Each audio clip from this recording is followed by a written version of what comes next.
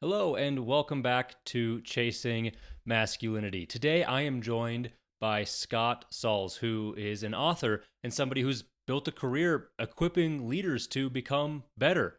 We talk about a lot of different things today, from the need for mentorships to not becoming a lazy Christian. So, there's a lot to listen to in this episode, and I'm excited for you guys to listen. With that, I will let you get into it. Scott, thank you so much for joining me today. You have been complimented as a great shepherd. Can you Hmm. can you explain what that means? What does that mean to you? Well, I don't know if I necessarily live up to that compliment. Very kind of you to say, but a good shepherd is someone who uh, gives of themselves in order to care. And care is probably the primary word that comes to mind when I hear the word shepherd or shepherding, to care for those who are in need of care, who are seeking care, or who might not be seeking care, but you have an opportunity to lean in with care nonetheless. And so, a shepherd tends to burdens and helps others carry the burdens that they may have, often at personal cost to the shepherd. Do you see a lot of intersection with what you're doing today? A little bit. I work primarily with, besides writing and you know, releasing books and things of that sort. I work primarily with leaders who do pretty well at what they do in their work, and I think that most of the shepherding that I have the privilege of being involved with these particular leaders has to do with those areas of life that can easily get overrun or even sabotaged by a successful work career. And uh, those areas are anything from, personal life in the area of spirituality or character or integrity to relationships, key relationships like marriage, family, friendship, things of that sort. So it's a different kind of shepherding than what's typical in, say, a local church context, but there's also a lot of overlap in terms of what the real issues are and the real needs are with the particular population that I serve currently. So I think a lot of young guys would want to be in the position someday to maybe have some of those issues because it means they are a successful leader. So they want the issues that would come with having that position. So what are you seeing Mhm. as kind of the major issues or downfalls with the leaders that you're working with? I think probably the main one, and I'm not sure how it gets solved, is that the typical leader who's doing well in what they do has as close to zero margin in their lives as you could imagine, meaning that uh, always going from one thing to another, very rarely having time to rest or to contemplate or to be still, because the schedule is so full. And uh, there are so many people, a disproportionate number of people who want a piece of that leader, which just squeezes everything in life. And I'm not sure what the answer to that is, because if you have big responsibility, you're going to have a full schedule. And typically, in order to be in one of those positions of big responsibility, you've got a unique skill set, and with that, a unique responsibility of contribution. And so, I'm not really sure what the solution is, but that is an observation. There was a really big push probably around 10 years ago, started the whole idea of this maxing out your efficiency or your optimization and trying to multitask and just become the Mhm. best at doing many things and having your hands in many buckets and being as involved Sure. and essentially having the least amount of time, free time as you can, because it means you're always so busy. Yeah. That was a really big thing and it's kind of fallen off now. I think people are realizing that probably wasn't the Hmm. healthiest. Did that Yeah. Yeah. perpetuate this issue? I don't know. I mean, is that mindset something in the past, or is it still current? I mean, I hear the word optimization still a lot, and especially the group that I work with, a lot of them are middle age and starting to think about things like longevity. There's this huge longevity movement now of just various healthy practices, optimizing your physical health, your sleep, your emotional health, optimizing your nutrition. I hear that kind of talk a lot in my world, and so I'm not really sure it's a conversation, at least among the people that I spend my time with, that's a thing of the past. But optimization can become such a focus that it can actually de-optimize your stress life because you're trying to optimize everything, and that makes you more stressed and unoptimized, and at least emotionally. Um, so yeah, it's a pretty widespread conversation in my world. You mentioned something I want to touch on, the idea of you can start optimizing all these things in your life for longevity.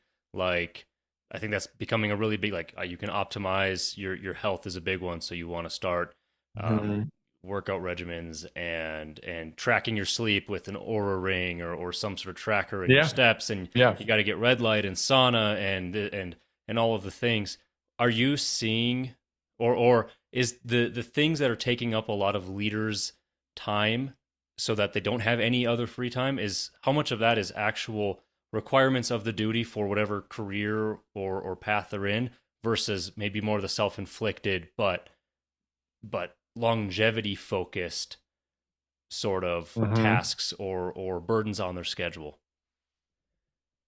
Yeah, I mean, I do think there are a lot of activities that relate to longevity. Like, for instance, one of the big ones for longevity is getting 8 to 10,000 steps a day. That's and walking instead of running. That's a good hour and a half every single day, which is a big chunk of time, and a lot of sort of longevity focus people are doing that. And then on top of that, a trip to the gym, which is, you add showers and changing your clothes and the workout itself. That's another hour or more.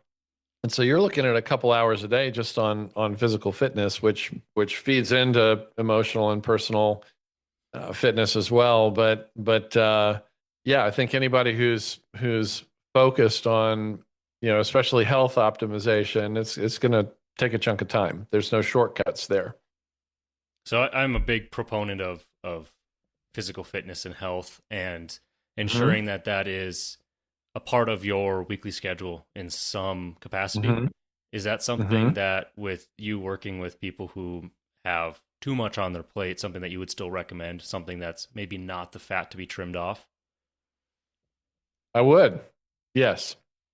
I think it's other things. I think it's, unnecessary habits and acceptable addictions. Workaholism being one of those. But I think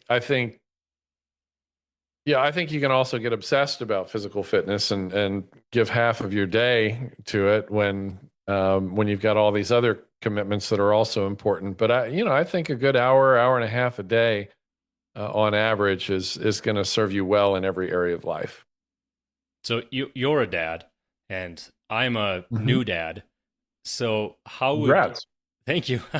How would Hmm. you then talk to fathers to incorporate this sort of physical capacity into their schedule, or this sort of non-negotiable force, they're taking care of their physical health into what I think most parents would say is a schedule that's already chocked full. Yeah, for sure. I mean, a lot of it depends on how old your kid is. Because when they're little, they're chasing after you for time, and when they get older, you're chasing after them, hopefully. Especially when they hit the teen years and they become more independent and they get the car keys.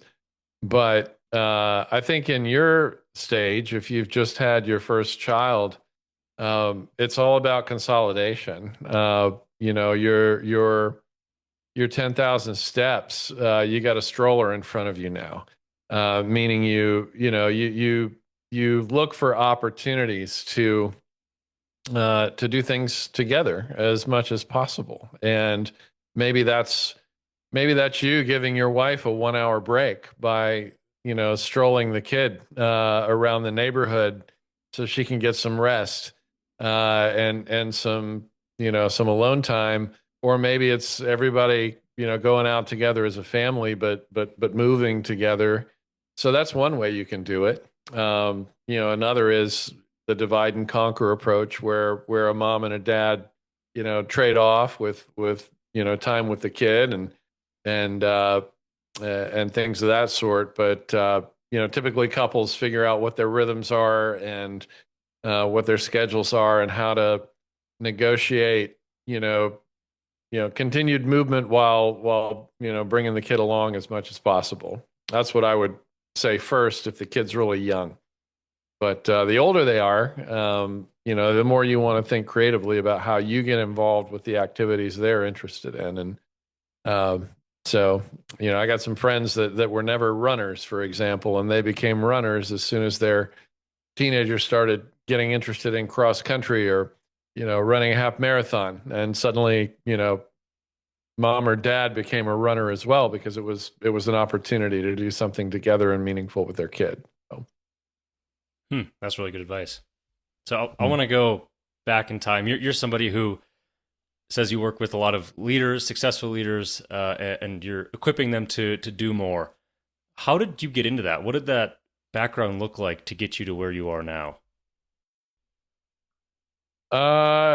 I spent 30 years uh, leading churches, and which larger churches especially are sizable organizations. The largest staff I've ever led was 85 people, which is more than most small and mid-sized businesses. And a lot of, the administrative principles apply similarly in a nonprofit as they do in a for-profit world. Um, but in those contexts, I've always gravitated toward leaders. And so, what I'm doing now in a lot of ways is a consolidation and continuity of that. Um, so, so yeah, it's just kind of the natural next thing. But yeah, for 30 years, I in many ways was already doing what I'm doing now. It's just a lot more focused and targeted. Hmm. Was there a turning point when you realized you were maybe more drawn towards the building, rather than just the doing, or more towards the thinking and planning side of things?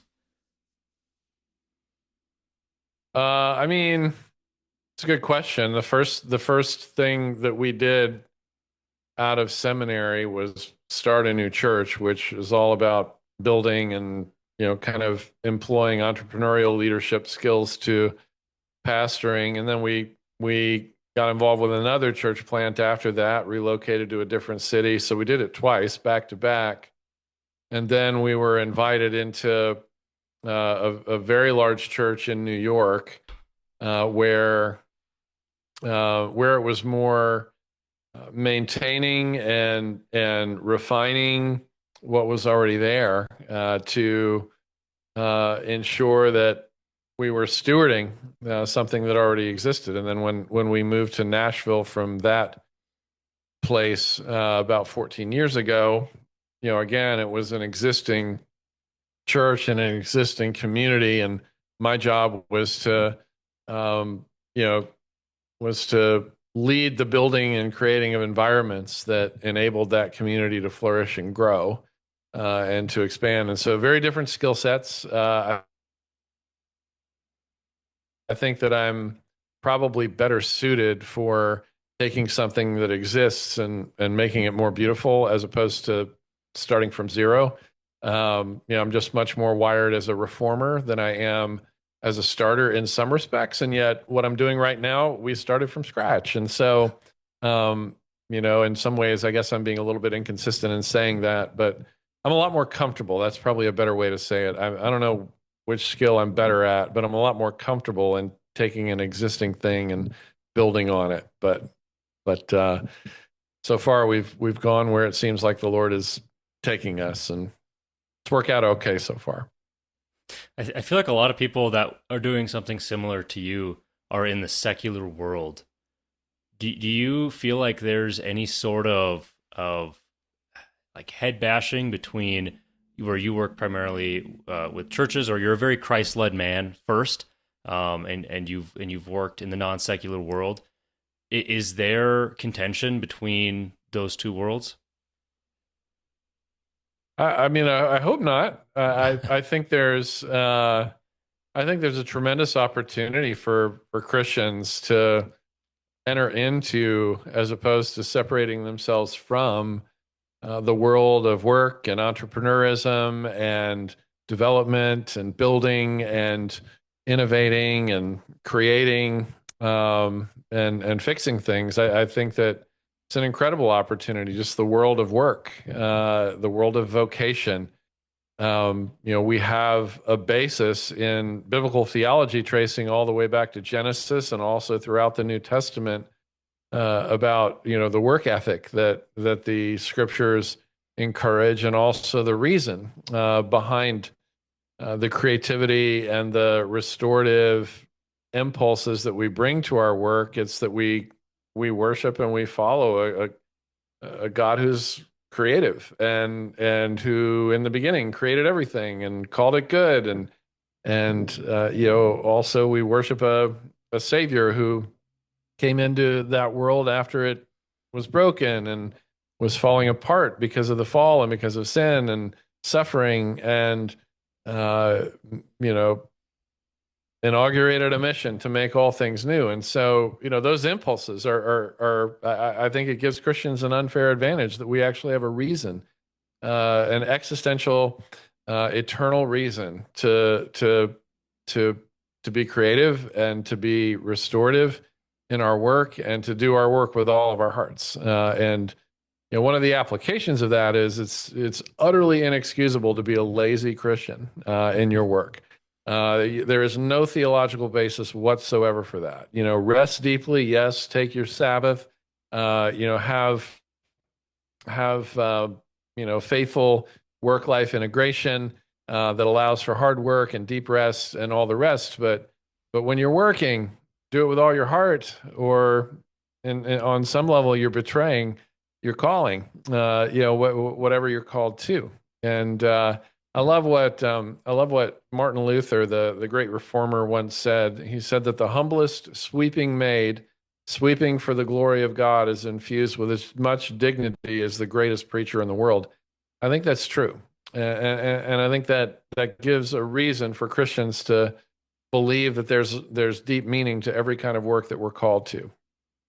Mm. Can you talk more on the lazy Christian and elaborate, or what is a lazy Christian and why should we not be pursuing that life? A lazy Christian is a person who is given a task and decides not to bring their best to it. Um, we raised our daughters. We never, ever, ever put pressure on our daughters to be the best, but we were always talking to them, as students, or the way they clean their room, or the way they contribute to the projects, the group projects that they were part of in school. We said, as Christians, we're called to bring our best. And so, there's a parable that Jesus talked about of the talents, and he said, the person who's given 3 talents is expected to produce 6 when it's all said and done, and the person who's given 10 is expected to produce 20, and the person who's given 1 talent is expected to produce 2 at the end. And of course, he's not creating a mathematical equation as much as he's saying, do the best you can with what you've been given. And and so, let's how tragic would it be? Okay, okay, in the who's a better basketball player, Michael Jordan or LeBron James? I'm squarely in the Michael Jordan camp. I know that might betray some of your readers who never got to watch MJ play live. But Michael Jordan is the best ball player of all time. But even if he wasn't, and even if LeBron was, what a tragedy it would be if either one of those guys took the raw talent that was given to them and only half invested in it. And they were satisfied with being somewhere in the middle of the pack when they had the potential to be the greatest of all time. How tragic would that be? And in some ways, it would be depriving the rest of the world of the awe and wonder of what they actually have the ability to do, and the way that they have the ability to inspire like nobody else does, that's built into them by God. How tragic would it be if they only went halfway when they had the potential to be who both of them have become by being two of the hardest working players in the history of the game. And so, bottom line, whatever God's given you to do, give it all you got, man. What do you have to lose? What do you have to lose by doing that? Just don't turn it into a workaholism addiction. Know what the boundaries are, but within those boundaries, give it all you got, and get the education you need, and apply yourself to the degree that you need to, not to become the best, but to become your best. That's what the scriptures say. Whatever you do, do it all to the glory of God, knowing it's the Lord Christ you're serving. For some people, that's going to be turning one talent into two, and for others, it's going to be turning 10 into 20. And the great thing about that parable is both get the same reward. The one who turns 1 to 2 and the one who turns 10 to 20 both get the same reward from Jesus at the end, because it's about the investment and the heart that you put into it, not as much about the outcomes. What would you say to the struggling Christian who's trying to find that boundary between not being lazy but not becoming a workaholic? I would say get mentors.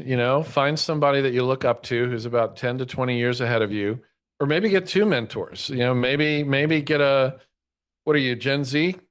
In the middle, gray area, sure. You're in the middle? So Yeah. Gen Y, Gen Z, thereabouts? Somewhere between. Okay. I think, unfortunately, I'm a Gen Z.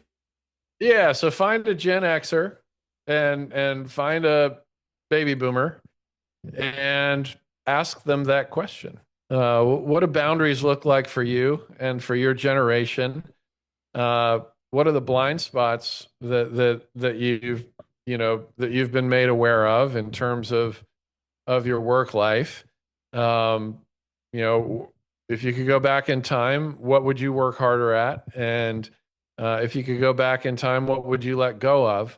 And see what they say. Wisdom is gained in community, and wisdom is gained through asking those kinds of questions to people that we trust and look up to. A good place to find that is in a good, either intergenerational church or some other intergenerational situation where you put yourself in proximity to people who have a little more life experience than you. And hopefully in that experience, you'll also discover that people who the more mature people who are ahead of you in life are going to want to learn from you and your experience too. So it's a two-way street. It's kind of a two-way mentoring. Do you have any suggestions or any sort of blueprints for somebody who, let's say, within the church and then outside the church, to pursue a mentor? How would they go about doing that? I mean, yeah, I could be radical here and say, if let's say you're a 25-year-old, recent graduate of college or graduate school, you're just getting started in your life and your career as an adult, and you've been dropped in some town in Canada or in the US or England or wherever it is that you are, and and you're part of a local church. What would stop you from saying, "Okay, I'm gonna do the young adults group, but on Tuesday nights, but on Sundays, I'm gonna sit in the midlife adults you know, Sunday school class or community, or I'm gonna park myself in the section where the midlife adults sit, so I can start building some relationships there, so that you've got, you don't want to lose your peer connections, your same stage of life connections. That's an important part of life, no matter what stage you're in. But to just strategically and thoughtfully position yourself so that you have opportunity to have that cross generational interaction, and that can apply to other things too. Putting yourself around people from different cultures or different economic situations or different nationalities. There's all kinds of ways we can enrich our own perspective and contribute to the enrichment of other people's perspectives by putting ourselves in settings where we have the potential of building relationships with people who have different experiences than we do. Something that I know my wife and I found very helpful throughout our entire relationship at every stage, dating, marriage, pre-family, creating the family, was Mm-hmm. putting ourselves, one, in a community that had this, but finding people that are in that immediate next stage of life. So if you're Mm-hmm. single, it's someone who's in a relationship. Like you're in college dating Mm-hmm. somebody. If you're in Yeah. college dating somebody, it's somebody who has a very serious relationship. If it's, Yeah. you've been dating for a few years, it's somebody who just got married or is engaged, and it works its way all the way up until it's kids are out of the house. And so finding a community that had that just immediate next stage, is that something where should mentors be several stages ahead of you, but the trajectory you want to go and the peers and people you're around be the next stage of life, or can you find mentors in that immediate next stage of life as well? Oh, I think the next stage of life, they're still energized by the last season that they were in, and their memory is also fresh. And they're closer to your generation and the culture that you're growing up in, and so you're going to get a lot of good feedback to people who are 5, 6, 8, 10 years older than you are, not to the exclusion of those who are much older than that, but by any stretch, but yeah, both and for sure. So I want to get back to talking about leaders and you helping leaders, and I would describe it as you're somebody who helps doers do more, or you're developing this sort of leadership ability, or the ability to hone in skills. What does it look like, or what could you speak on to enable a doer to do more, whether that's a church leader or secular? Yeah, that's actually not my focus. I mean, I if anything, when I'm done working with you, hopefully you're doing a little bit less, and you're doing what you do, and you're doing what you're doing healthier and smarter. Um, and you're accomplishing more in doing less because you've learned to delegate and you've learned not to be the hero and the savior who has to, be in on every decision and be in on every project directly. You've actually developed the skill of mentoring and of delegation and of trusting other people and empowering and training up other people, which most skilled leaders have those skills already and are practiced in that. I just want you to be healthy in all of that. And so that's really been my focus. My focus is more on your faith and your character and how you show up in the different relational environments God's entrusted to you. Um, and just believe. I'm a firm believer the healthier you are, the more effective you're going to be, and that's going to be the byproduct. Have you heard of the book Essentialism? I have. Is that the approach that you take when working with people? I candidly I haven't read it. I have the book. I've heard of it. I've had it recommended to me, but I haven't read it yet. Hmm. So the idea, though, So that I can't comment in an informed way. So I'll flip the question back to you. What do you think? Well, it sounds like it. It sounds like it. And also, I say that also having it on my bookshelf to read and have not read it yet. Uh-huh. Okay. But conceptually, it sounds like that's kind of the path that you take to Mhm. help people is to, would it be optimization, prioritization? What would you describe that as best? Maybe more prioritization. Hmm. Hmm. So what would that look like? Let's say you're a mid 20-year-old, you're getting going in your career path, you're getting involved in a community, whatever that looks like. But you're Hmm. starting from square one. You're not top of the corporate ladder. You're not leading a church. You're not, you're at the bottom of the totem pole, if you will. How can you put in those practices now?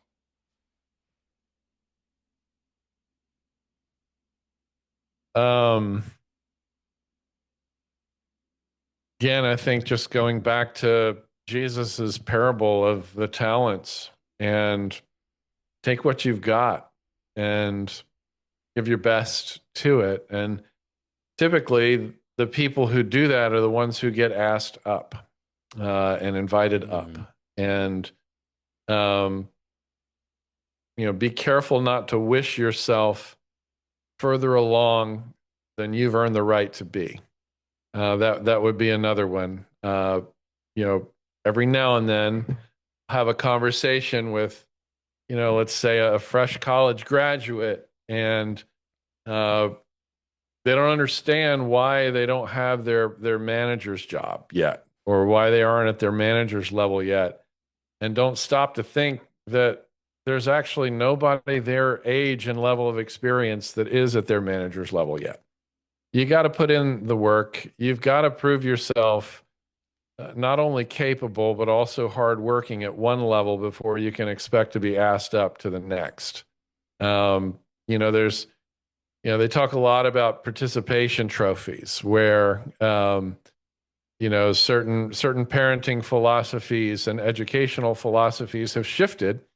And it's a pendulum swing, right? Because I think the baby boomers, they're the older generation in their world was really hard on them and very demanding and raised the bar really high. I mean, Michael Jordan's a baby boomer, right? And his relationship with his father, not that great. Is it's documented in the documentary. His father was, a hard driver, very demanding. Andre Agassi, the tennis player, very similar story.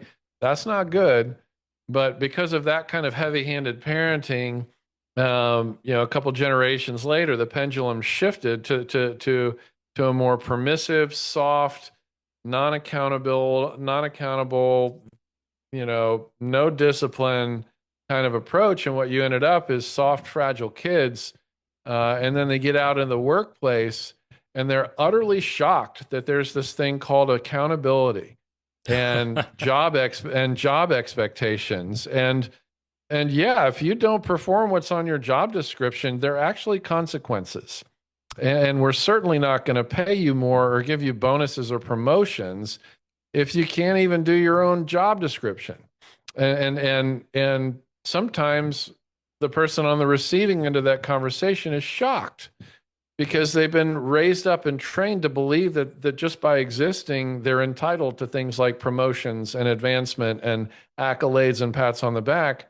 But when you get into the working world, especially if you're in the business world doesn't work that way. It's a, you get rewarded for your hard work and you don't get rewarded for your not hard work. And that's the way it is. And that's probably the way it should have been when you were growing up as well. But within a healthy framework, right? And within healthy boundaries. And so, a lot to say about that. My generation, workaholism was the problem, overwork was the problem, and maybe younger generations in certain situations would have more of a challenge with underwork. And like when you go into a job interview and the first thing you ask about is PTO and vacation, that's not a good signal to send to your potential future boss. Ask about the job first and get to PTO and vacation at the end when they're ready to offer you the job, and no sooner than that. would be my advice. So do you think that the whole lazy Christian is more of a younger generation problem? No, I don't. I don't at all, because I'll also say this. Among millennials and Gen Z, I also see some of the most creative, hardworking, innovative, entrepreneurial people that I've ever seen in my working life. Mm. I would say that if every generation has a unique vulnerability, the unique vulnerability of my parents' generation and my generation, the unique vulnerability of my parents' generation is workaholism. The unique vulnerability of my generation is cynicism. The unique vulnerability of generations younger than me is, taking God's 6 days of work and 1 day of rest equation and turning it into something more 50-50. And even wanting the job to feel more like leisure than it feels like a job. I think that's a vulnerability. But it's also a stereotype and not something that characterizes an entire generation. And I think that's across the board. I don't think all baby boomers are workaholics either. And so, I think just every generation has a characteristic generational value system that not everybody in the generation embraces. Um, and so it's just, it's kind of the generational air that you've been given to breathe, and you've got to decide, you know, you got to decide what part of that air you're going to take in and what part of that air you're going to avoid, and that applies to my generation and every other in different ways as well. So if you had to pick like a intergenerational dream team of the best traits from Yeah, each generation and then be sure. able to apply that to the ideal modern workplace, man, what would that look like? Michael Jordan's passion for excellence. I'll just stick to basketball. Michael Jordan's passion for excellence. Uh, you know, Steph Curry's, to Steph Curry's ability to recreate the game in a different way than MJ did, and I'd put Kobe Bryant in between those two, and then I'd add Cooper Flagg to the latest version of that. So all four of those, all four of those changed the game, changed the way it was played, changed the model that you look up to, changed the kinds of shots that you will and won't take on the court, changed the kind of defense you play. All of them changed the game in their own way, and elevated it in their own way. So that's an example I'd give, from the basketball court. That would be my dream team. I guess I need a fifth player. Not sure who that would be at this point, but maybe Larry Bird, who came before Jordan, a little bit before Jordan anyway. So what would be the traits if you could pull from each of those that would create the well-roundedness? You have Michael Jordan's passion, maybe Steph Curry's creativity and modernness of changing the game. Yeah, Steph Curry's got time for golf. MJ waited until his basketball career was over before he started playing golf, which might point to maybe a younger generation value of a better balanced life with hobbies and interests and things like that. But man, I would say, if I just applied it to the generations, the boomers gave us a strong work ethic, and the Gen Xers give us, let's say, a realism, and say the next generation after that, Gen Z, Gen Y, millennials, um, you know, valuing relationships and valuing important things like rest and leisure, and play.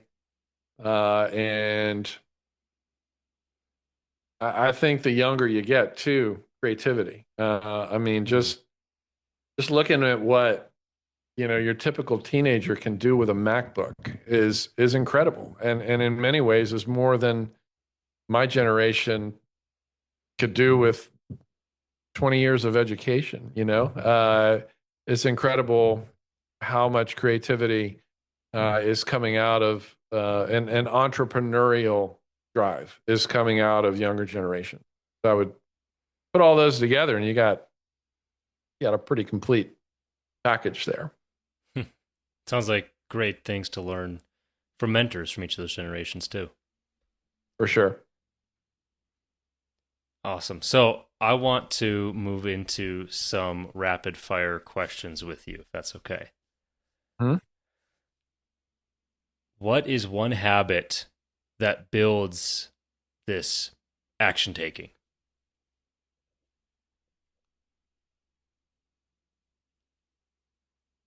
That builds what action taking? We talked a little bit earlier about people taking that first step, especially the lazy Christian. What would be one habit if you had to build one that would allow you to take that? Finding a mentor and getting with them once a month. And the agenda is you bring your questions and they bring their wisdom. What is one mistake that people make when starting something new? Not doing research, diving in, letting eagerness, lead you to dive in before you know what you're doing. What is one thing that separates the consistent from everybody else? Perseverance, a willingness to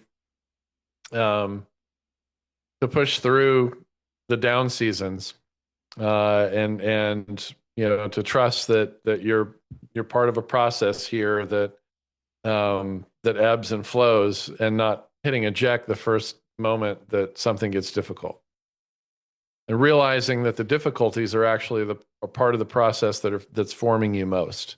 That we grow, our character grows, our character develops, our skills develop, not when we're crushing it, but when we're not. That's when we develop the most. And so, learning to value setbacks as educational opportunities. How much does faith play a role in that?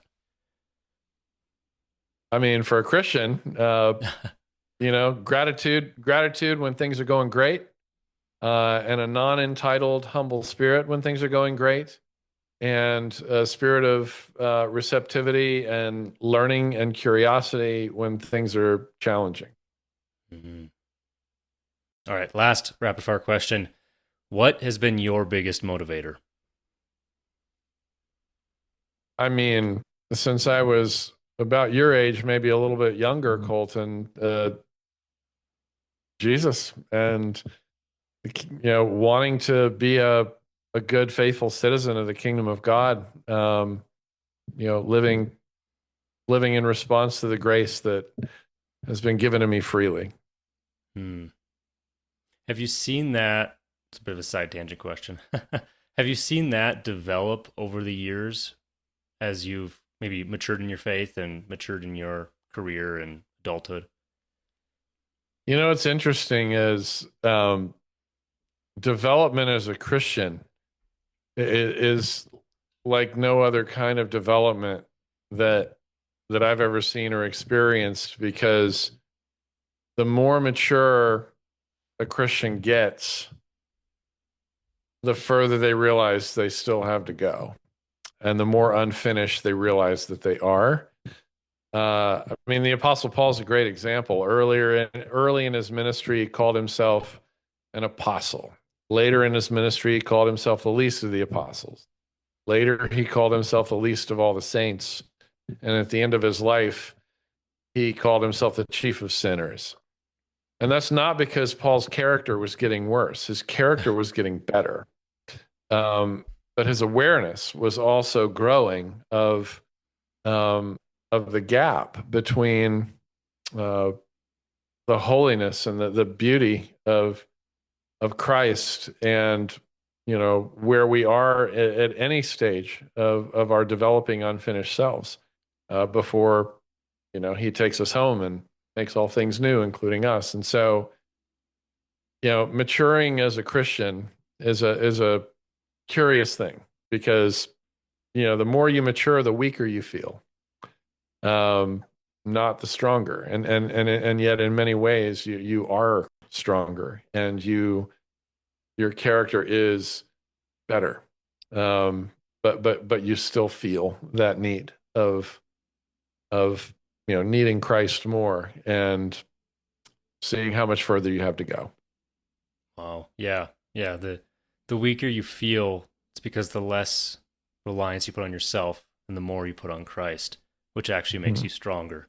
But you feel weaker because it's no longer within you. Yeah. Would you say that that is, if someone's going through that, experiencing that, or rather maybe they're not experiencing that, that's a sign of wisdom or a sign of maybe not gaining in wisdom as your maturity progresses? Would it be a maybe a better question? Is that a sort of litmus test for as you move through your faith? Yeah, I would say the more our self-understanding looks like the self-understanding of the Apostle Paul toward the end of his life, or the understanding of the Apostle Peter when he witnessed Christ hauling in the catch of fish and said, "Go away from me, Lord, I'm a sinful man." The more aware we are of those realities, the more poised we are to receive and enjoy and savor the grace and love of God that comes to us through the finished work of Christ. And so, yeah, it's definitely a sign of maturing. And if those realities aren't on my radar, what am I doing? Well, I think that is an incredible place to end. Scott, this was incredible. Thank you so much for joining me today. Tell the people, what are you working on? What do you got going on? Oh, I'm releasing a book 2 days from tomorrow called The Mercy King. And it's my it's my seventh book and the first one I've written about directly as this about the person and work of Christ. So whole point of the book is to convince people that God really loves them as much as he says he does. And to get what we know in our heads down into our hearts. And so I hope it has that effect. Wow. Where can people find the book and where can people find you? I can find the book, Amazon, Barnes and Noble, all the usual suspects, and you can find me in Nashville, Tennessee, and you can find me on my website at scottsauls.com, and that'll give you links to everything else. Great. Well, I will make sure to include all those links in the description too so people can find your book and find you. I want to thank you again for joining me. I think you have so much wisdom to Hmm. distill, and it's been great talking to you. And I want to thank everybody else for their time and attention. And I will see you all in the next one.